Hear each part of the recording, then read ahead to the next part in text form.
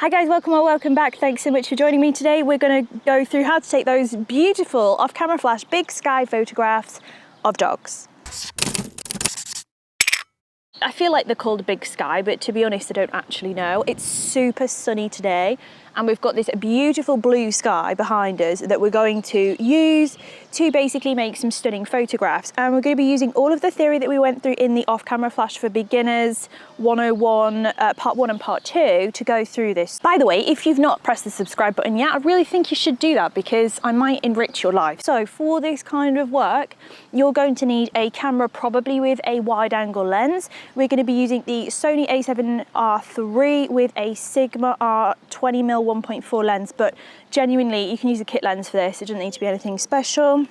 You want to have a flash, whether that is a speed light or a strobe, either or to be honest, but you will find, especially in like midday sun like we've got here, that you might need large power, like high wattage. So these are 600 watt Godox AD600 Pro Strobes, which are wireless, which is great. So cordless outside, which is fab. We're going to be using a softbox, but again, you can kind of use anything. We're going to be probably pushing over the camera's sync speed, so we will enable high-speed sync, but again, you don't have to. You just need to work out your light. So using the theory that we did in the previous videos, if you haven't watched them, I really would suggest you do, because I'm not going to touch on any of the basics today, really.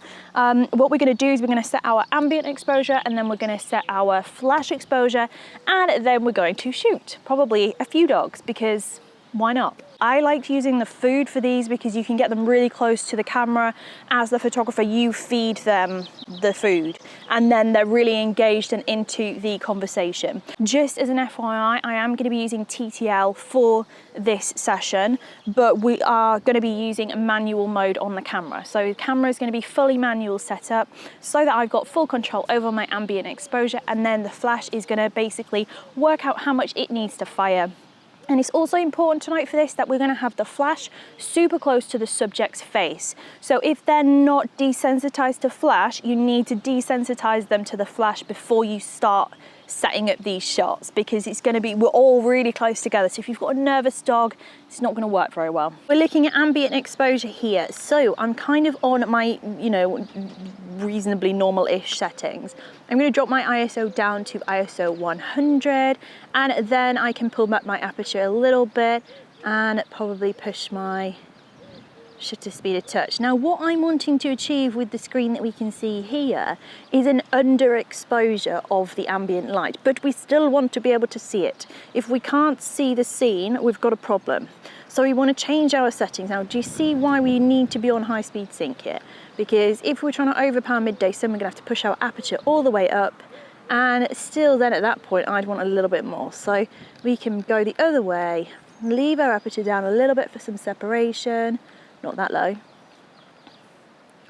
and still get an underexposed background there. So that is a good ambient exposure.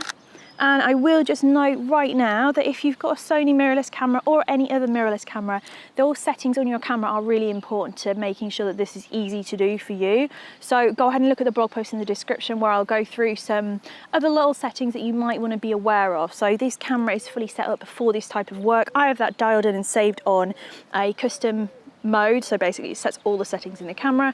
It just makes it so much easier. So when you've got your ambient settings all dialed in and you're happy with those, then it's time to go ahead and look at adding the flash. So we've got our trigger set on the camera now. So they're both on the same channel. I've got it set to TTL, so they're both talking to each other. It is on high speed sync, so they're both on high speed sync. And I'm gonna overexpose, so I'm gonna put the TTL compensation at +1. So it's gonna technically overexpose what it thinks it should be by 1 stop. That might be a little bit hot at times, but I think that's going to probably give us the best exposure. In my opinion, it gives this style of work the power that it needs. So we've got our ambient exposure dialed in now. We've got our flash exposure technically dialed in now with our TTL. So all that's left really is to get a model and start shooting. What you want to do for this kind of a shot is get really low down. So you want to be right on the floor. so that you've got some interesting scale. Looking up at the subject tends to work well. We're going to use Bright first because she's teeny tiny and she'll be able to get a good shot. Bright is fully desensitized to the flash. So for the person who is controlling the flash, it's important to instruct them to have basically so that the flash is in front of the eyes of the subject. So if the subject starts to look off to one side, then they need to move the flash so that they're moving around to that side as well, because it tends to make a better shot and it'll give you both your catch lights in the eyes. The person who's controlling the flash as well, it's important for them to angle the flash. So say this was the subject, we would have the light slightly tilting down, kind of. So it's slightly above the subject, if that makes sense, but not too high. So because B is so small, the light's going to be really, really low, but we'll bring a bigger dog out later on and show you the difference. You can't have the peanut butter.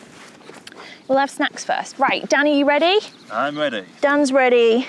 Oh, let me get the snacks. Beanie, we're on these snacks. So you want to put your subject out front, either in a stand, a sit, or a down, whatever you want to do, and they can stay on lead for this as well. So we're going to put Beanie in a down. Wait. Dan's going to bring his light over the top, at Beanie down.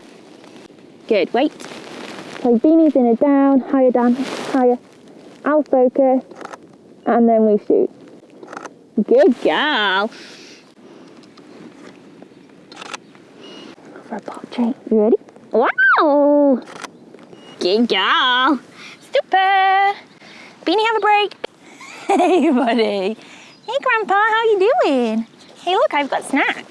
So I don't know if anybody's met Finn yet. This is Finn. Finn is a old boy now. He's an old Romanian rescue dog.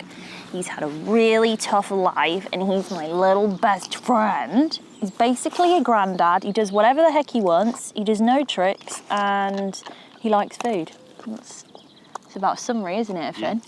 For a down. Good boy.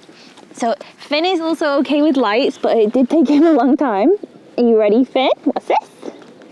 Oh, wide legs, wide legs, wide legs. Ready? What's this? What's this? Good boy. What's this, Finn? It's on my finger.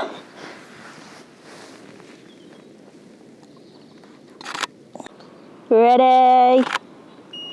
So that's kind of all there is to it. It's just a case of making sure that you've got the dog interacting with the camera or with something and looking at your composition. Don't chop off paws and just have fun, because that's what this style of work is all about. That's a wrap.